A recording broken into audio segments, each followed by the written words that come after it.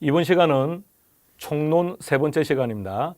자, 이제 오늘 해야 될 내용은 토지 용어는 이제 끝났으니까 이제 주택 용어를 간단하게 한번 다뤄봅시다. 근데 여기서 하는 주택 용어는 여러분들이 공법 시간의 주택법 때 다 다루었던 내용들입니다. 교과서 가시면 24페이지, 25페이지. 주택의 분류하고 나와 있죠, 그죠? 자, 간단하게 우리도 분류 한번 해볼까요? 주택을 구조에 따라서 구분했다, 그죠? 구조에 따라서 구분하면 두 가지 형태로 구분할 수 있다. 단독주택하고 공동주택으로 구분한다.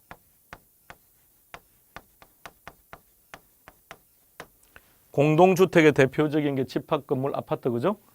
자, 단독주택의 종류는 네 가지가 있다. 공동주택의 종류도 네 가지가 있다. 자, 구분 한번 해보세요. 단독주택에는 어떤 게 있다, 그죠? 다가공. 공동주택에는 어떤 게 있다? 연세기. 자, 여기서 우리가 주의할 것은 여기도 다고 여기도 다예요. 그러니까 그동안 개론과 공법에서 공이 나왔던 형태가 어떤 거냐면 공동주택이 아닌 것을 찾아라, 이런 겁니다. 그래서 문제가 어떻게 나오느냐? 아파트, 연립, 다세대, 기숙사, 다가구 이렇게 나온다. 그래서 우리가 이 첫 자를 따서 기억하시면 안 돼요. 이 첫 자를 기억해버리면 둘 다 함정에 빠질 수가 있으니까. 그러면 공동주택부터 봅시다. 자, 공동주택부터. 공동주택이 중요한 거예요. 자, 공동주택의 종류는 어떤 게 있다고요? 연세기 이렇게 합시다. 첫 번째는 아파트, 연립, 그리고 다세대 주택, 기숙사. 이렇게 기억하시고, 자, 단독주택은 첫 번째 단독주택, 다음에 다중주택, 그리고 다가구주택 공간. 다가구와 다세대 여기에 주의하시기 바랍니다. 그래서 자, 기억하더라도 다다로 기억하시면 안 돼요. 그래서 두 번째 글자를 딴 거예요. 자, 그거 먼저 기억해 볼까요? 단독에는 어떤 게 있다고요? 다가공. 공동주택은요? 연세기. 자, 그래서 일단 종류를 좀 기억해 봅시다. 다중주택은 여러분들이 공법 시간에 공부하실 때 여기는 기준이 세 가지라고 공부했습니까? 첫 번째는요, 여러 사람들이 이용을 해야 되고, 두 번째, 독립된 주거 형태를 가져서는 안 된다, 이런 거죠. 독립된 주거 형태가 어떤 건가요? 그렇죠? 밥도 해 먹고, 잠도 자고, 샤워도 하고 등등 다 할 수 있는 공간들이죠.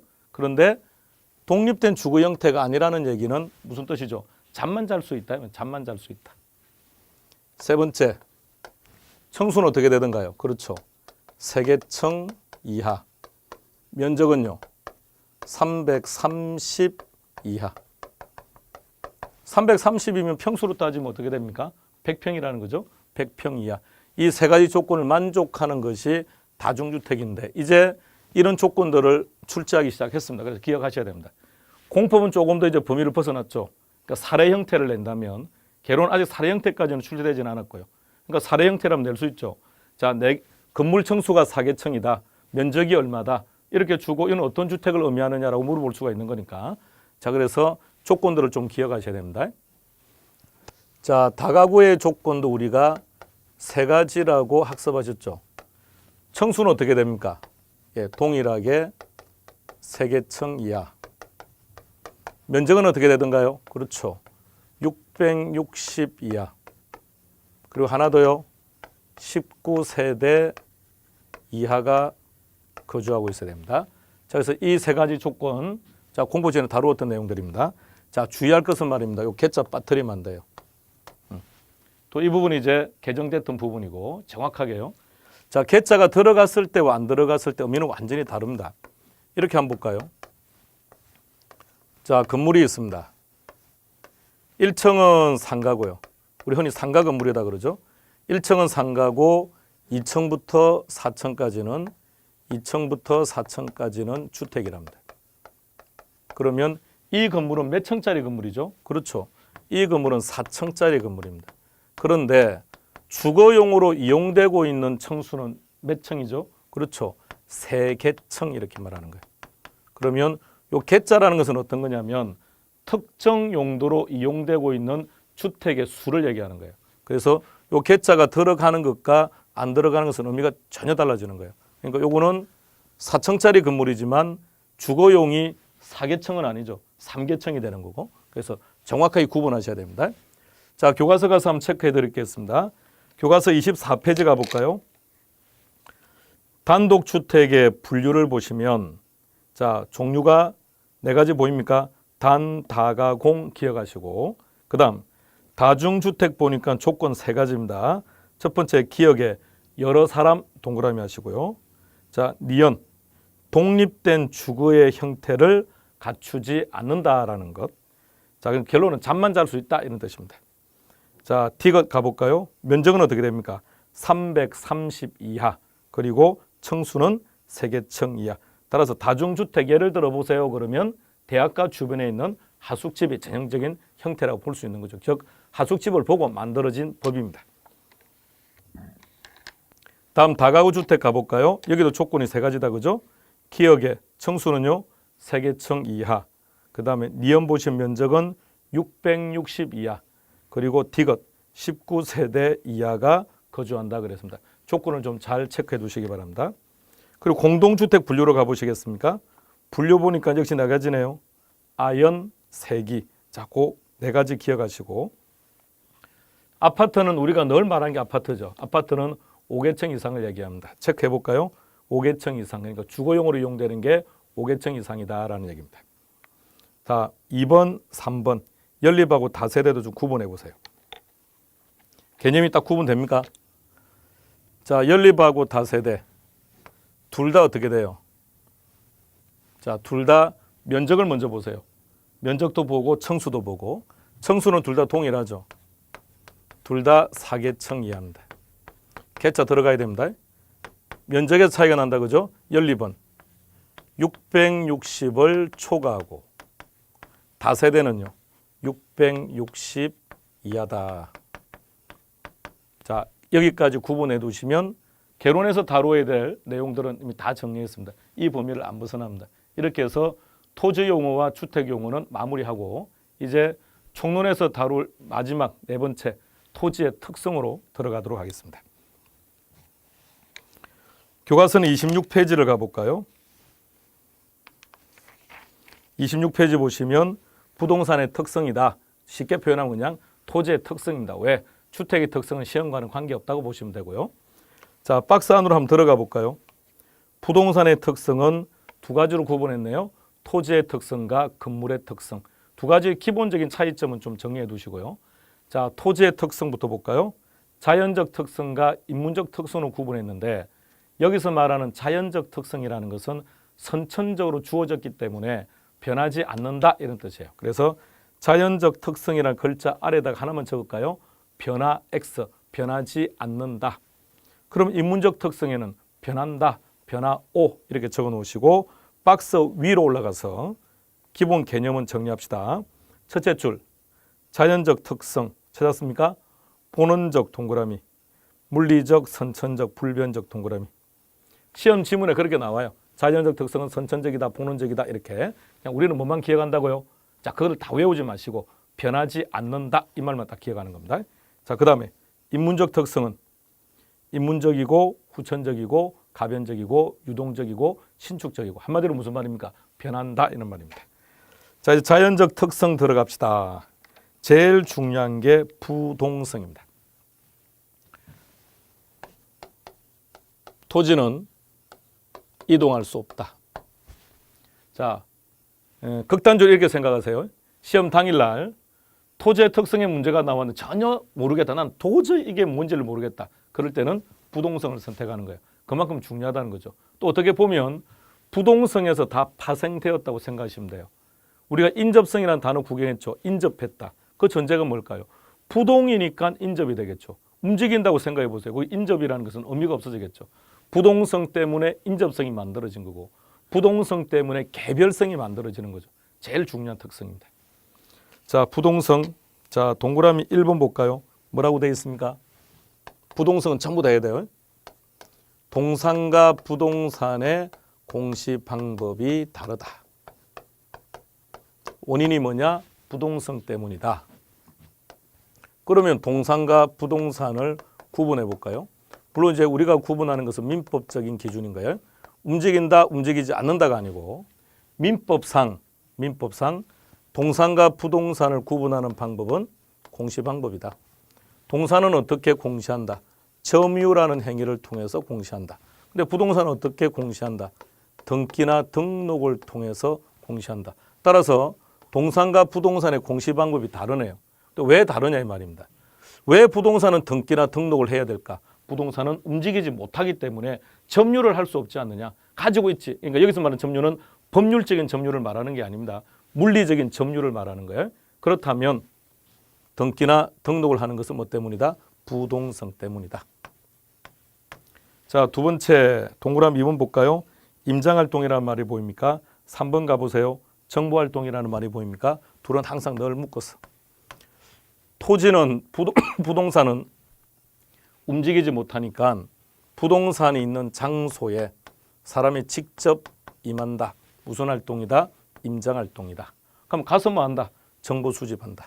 정보활동이다. 그래서 임장활동, 정보활동이 나오면 항상 부동산과 관련됩니다. 자, 4번, 동그라미 5번 먼저 다 읽어보시겠습니까? 읽고 시작합시다.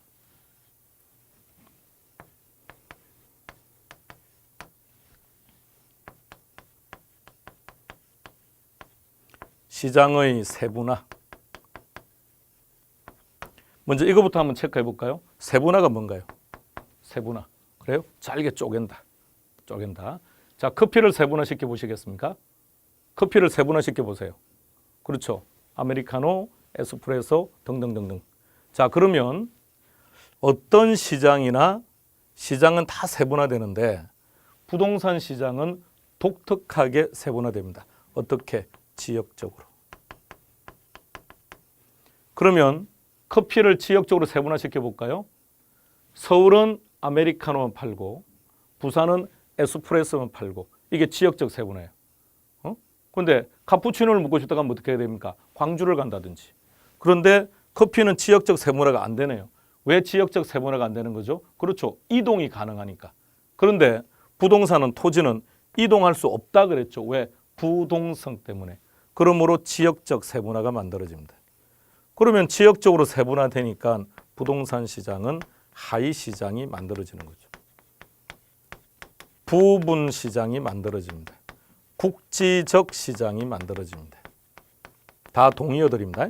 자, 물론 한자로 표현하면 아래 하자를 쓰고 있는데 아래에 있다는 뜻이 아니라 하위 시장이다, 부분 시장이다, 국지적 시장이라는 얘기는 부동산마다 가격이 다릅니다. 이런 뜻입니다. 가격이 다르다. 자, 시장이 지역적으로 세분화되니까 가격이 달라서 하위 시장이 만들어진다는 겁니다. 자, 그렇다면 이렇게 예를 들어 봅시다. 부동산 시장이 지역적으로 세분화되면 서울 부동산, 부산 부동산, 광주 부동산 어떤 게 비싼 거죠? 서울? 자, 이렇게 서울이라고 말씀하시는 분은 아직도 이쪽에 개념 파악이 안 됐다는 얘기예요. 자, 다시. 부동산 시장이 지역적으로 세분화가 되면 지역마다 가격이 다르다고요. 그러니까 부산에 있는 부동산이 서울에 있는 부동산보다 비싼 부동산도 많다는 얘기죠. 그럼 다시 어느 지역의 부동산이 비싸다? 그렇죠. 알 수 없는 거죠. 시장마다 다 다르기 때문에. 그래서 어떻게 되는 겁니까? 하위 시장, 부분 시장이 만들어지는 거죠. 국지적 시장이 만들어지니까 이렇게 표현하죠. 국지적 현상이다 이런 말을 쓰기도 하죠. 그러니까 이런 말이 나와도 전부 다 부동성 때문입니다. 그러면 시장마다 다르다 그랬으니까 시장마다 공인중개사가 필요하네요. 시장마다 중개사가 필요하고 그리고 이러한 공인중개사들에 의해서 지역 간 분업화 현상이 나타나는 것도 부동성 때문이다라는 얘기입니다. 자, 지역 간 분업화. A 지역에 살고 있는 공인중개사에게 자, 구체적으로 가볼게요. 그럼 서울에 있는 공인중개사에게 부산에 있는 아파트 시세를 물어본다든지 강남에서 중개업을 하는 사람에게 강북에 있는 아파트 시세를 물어보면 사실은 모른다는 거죠. 왜? 주된 관심 대상이 아니니까요. 물론 알아봐 주세요 그러면 쉽게 알아볼 수는 있겠지만, 자, 그렇다 보니까 강남에 있는 중개사는 강남에 있는 부동산에 대해서만 관심을 가지고, 부산에 있는 공인중개사는 부산에 있는 부동산에만, 제주도에 있는 공인중개사는 제주도에 있는 부동산에만 관심을 가지고 있다. 그것을 뭘 한다고요? 지역 간 분업화 현상이 나타난다. 왜 공인중개사들에 의해서 지역 간 분업화 현상이 나타나느냐? 이게 시험 문제죠. 그럼 답은 뭐가 된다? 부동성. 하위시장이 만들어진다.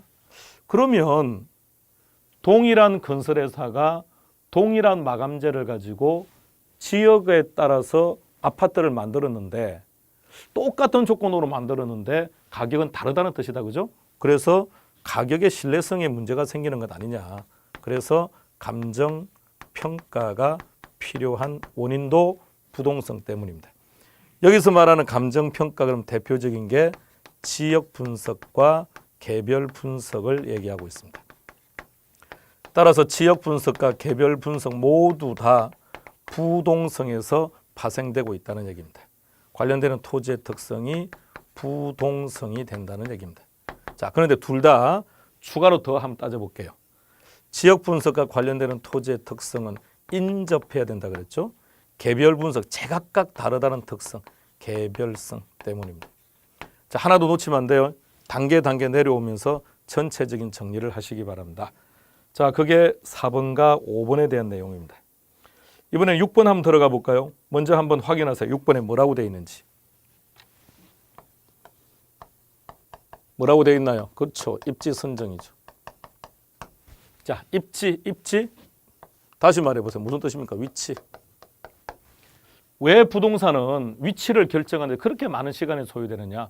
움직이지 못하기 때문이 아니냐 이 말이죠. 근데 이것을 우리가 다시 세분화시켜서 입지론과 적지론 이렇게 놓을 수가 있습니다. 이럴 때는 답이 달라지는 거예요. 입지론, 그런 입지. 그 입지라는 말은 위치라는 얘기니까 위치를 얘기하면 그 원인은 부동성일 거고요. 적지가 뭘까요? 그렇죠. 어떤 용도로 이용하면 적합하겠습니까? 그렇다면 적지론은 용도가 다양하다는 뜻이겠네요. 용도의 다양성과 관련됩니다. 토지의 용도가 다양하니까 어떻게 이용하는 것이 적합합니까? 라는 고민을 하는 거죠. 그래서 문제가 입지론, 입지선정 이렇게 놓을 때는 부동성이 되는 건데, 적지론이 나오게 되면 용도의 다양성이 답이 되는 겁니다. 7번째 가볼까요? 먼저 확인하세요.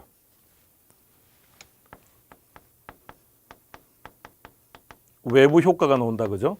여기서는 먼저 우리가 총론 첫날에 한번 다루었었죠. 부동성과 인접성이라는 것. 이미 결과는 알고 있는 거지만, 자, 조금 더 용어를 좀 정리하고 들어갑시다. 외부 효과는 유리한 외부 효과도 있고 불리한 외부 효과도 있다. 근데 유리한 외부 효과를 뭐라고 표현한다고요? 정의 외부 효과다. 불리한 외부 효과를 부의 외부 효과라고 표현합니다. 그런가 하면 유리한 정의 외부 효과를 또는 이렇게도 표현합니다. 외부 경제. 불리한 외부 효과를 외부 불경제라고 말하기도 하고 외부 비경제라고 말하기도 합니다.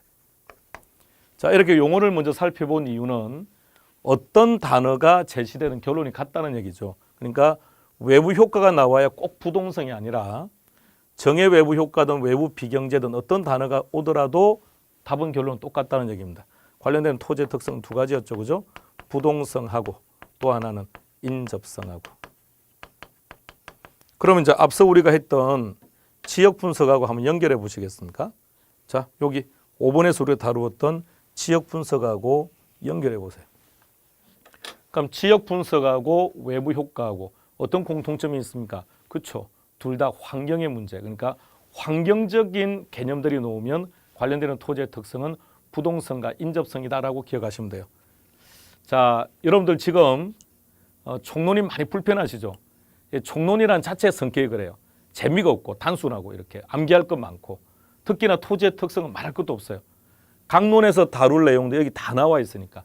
그러니까 다시 말하면 강론을 알게 되면 이 내용이 쉬워질 수 있다는 얘기입니다. 그래서 여기서는 그냥 한번 쭉 한번 정리하시고 강론들을 다 학습하고 난 다음에 되돌아와서 정리하시면 훨씬 이해가 편하실 겁니다. 그러나 필히 나오는 문제이기 때문에 반드시 정리하셔야 됩니다. 자, 8번으로 한번 가볼까요? 8번에서는 내용이 뭐라고 되어 있습니까? 담보가치 문제를 제기하고 있네요. 토지는 담보가치로서 안전합니다. 토지는 담보가치로서 우수합니다. 이런 두 가지 성격을 비교 구분하셔야 됩니다. 담보가치로서 안전합니다. 이건 무슨 뜻일까요? 담보가치로서 안전합니다. 이 말은 분실의 우려가 없습니다. 이 말입니다. 그런데 왜 토지는, 건물은, 부동산은 분실의 우려가 없을까요? 항상 그 위치에 있다는 거죠. 항상 그 위치에서 존재하고 있다. 왜? 부동성 때문에. 따라서 담보가치로서 안전합니다라고 하면 부동성이 되는 거고요. 담보가치로서 우수하다. 이건 또 어떤 말일까? 한번 따져봅시다. 인플레가 발생하면 화폐 가치가 어떻게 되죠? 떨어지죠. 그럼 인플레가 발생하면 현금을 보유하는 게 유리합니까? 부동산을 보유하는 게 유리합니까? 그렇죠. 부동산을 보유해야죠. 그래서 인플레가 발생했을 때 현금을 가지면 돈의 가치가 떨어지니까 손해를 보는 거죠. 우리는 그것을 인플레 리스크라고 합니다. 그러면 인플레가 발생했을 때 현금을 보유하지 말고 실물 자산을 보유하게 되면 인플레 리스크를 예방할 수 있다. 그것을 인플레 해지라고 말합니다. 인플레 해지다. 다른 말로 표현하면 가치 보존력이 우수하다 이렇게 표현합니다. 다른 말로 표현하면 구매력을 보호할 수 있다는 표현을 씁니다. 자, 이러한 표현들을 이렇게 표현합니다. 담보가치로서 우수하다. 그런데 왜 토지는 인플레 해지 효과가 있을까? 감가되지 않는다는 영속성 때문에 가치 보존력이 우수하고 구매력을 보호할 수 있다는 얘기입니다. 연결해 잘 정리하셔야 됩니다. 자, 영속성 가서 그 내용을 먼저 한번 체크하고 가볼까요? 교과서 28페이지 가보시겠습니까? 28페이지 3번에 영속성의 동그라미 2번에 보시면 토지는 체크합니다. 가치 보존력을 우수하게 한다. 또는 구매력을 보호한다. 갈로 안에 뭐라고요? 인플레이션 해치 그랬죠? 자, 다 동의어들이라고 보시고 그 내용들을 잘 기억해 두시기 바랍니다. 다음 다시 앞으로 갑시다. 27페이지입니다. 9번 볼까요? 앞으로 이제 여러분들 계속해서 여러 번 반복을 하시다 보면 부동산의 가격에 대한 정의가 여러 개가 나올 거예요. 그 중에 한 가지가 지금 9번에 나와 있는데 9번을 한번 읽어보시겠습니까? 자, 교과서 동그라미 9번 읽어봅시다. 시작. 거기서 제일 중요한 키워드가 뭘까요? 그렇죠. 소유권. 소유권 동그라미. 한번 떠올려 보세요. 소유권 이렇게 하면 필지를 말합니까? 획지를 말합니까? 자, 우리 1시간 전에 했죠. 필지다, 획지다. 그렇죠. 필지를 말하죠. 획지는 뭐였습니까? 가격이고 필지는 소유권이죠. 자, 필지는 뭐였습니까? 지번인가요? 지번? 그렇죠. 지번이라는 말은 28번지 말이죠. 24번지, 그 번지는 움직인다, 안 움직인다. 그렇죠. 그래서 부동성. 10번, 11번 다 보세요. 자, 10번과 11번을 보니까 무슨 시장이라는 말이 보이네요.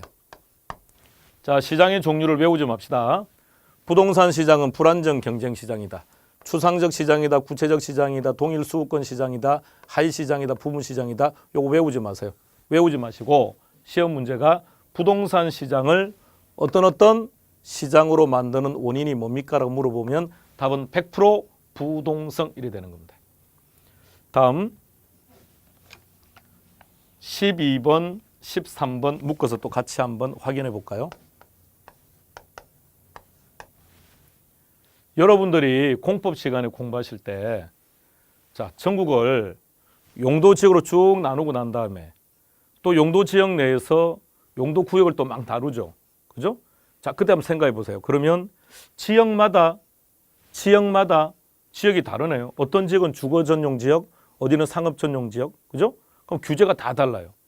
상업 전용 지역이 되었을 때 용적률과 주거 전용 지역이 되었을 때 용적률 검표율이 다 다르죠. 그런가 하면 중앙정부에서 세금을 부과할 때 이 지역이 특별시냐 광역시냐 또 아니면 읍면이냐 따라서 세금도 다 달라져요. 그래서 조세도 다르고 각종 규제도 다르다는 거죠. 왜 달라질까요? 그죠? 그 토지는 그 지역에만 존재하고 있으니까. 그래서 부동성이 되는 거죠. 12번 볼까요? 지자체를 운영하기 위한 조세 기초 자원이 된다. 무엇이요? 토지가. 근데 그 토지가 왜 지자체에 들어간대요? 지자체의 수입으로 잡히는 거죠. 그 지자체에 그 토지가 있으니까. 부동성. 자, 13번 볼까요? 제도적인 규제가 용이하기 때문에 토지관계법이 복잡해지고, 자, 그 다음 나옵니다. 중앙정부나 지자체의 규제나 통제가 상이하답니다. 왜 상이할까요? 자, 부동성의 파생 특징이었습니다. 자, 제일 중요한 게 부동성이라고 그랬죠. 부동성은 절대 하나도 놓치시면 안 되는 거예요. 자, 다른 내용들은 개별 강론에 들어가서도 계속해서 나올 거예요. 근데 토지의 특성 중에서도 부동성은 정확하게 정리를 해 두시기 바랍니다. 자, 다른 내용들은 앞으로 개별 강론에 다 다루기로 하고, 자, 하나만 더 볼까요? 27페이지 부정성을 보시면 동그라미 1번 한번 쭉 보세요. 생산비 법칙이라는 단어가 보인다, 그죠? 그럼 생산비 법칙이라는 것만 알면 되겠네요. 생산비 법칙이 무슨 말일까요? 생산비를 투입하면 생산량을 증가시킬 수 있습니다라는 뜻이에요. 또 토지는 된다, 안 된다? 안 된다. 왜? 부정성. 근데 여기서 이제 강조하려고 하는 것은 동그라미 2번입니다. 자, 2번 내용을 한번 구경하고 정리합시다.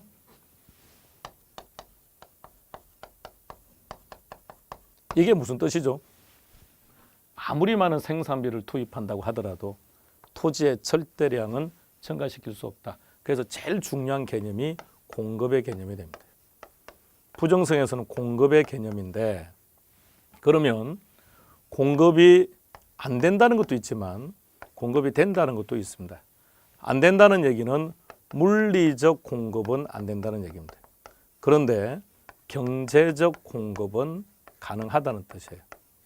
자, 물리적 공급이 안 된다. 왜? 아무리 많은 생산비를 투입한다고 하더라도 절대량을 증가시킬 수 없기 때문이다. 그런데 경제적 공급은 가능하답니다. 그럼 먼저 경제적 공급이라는 개념부터 이해를 하고 한번 들어갑시다. 우리는 이런 말을 쓰죠. 토지는 공급할 수 없다.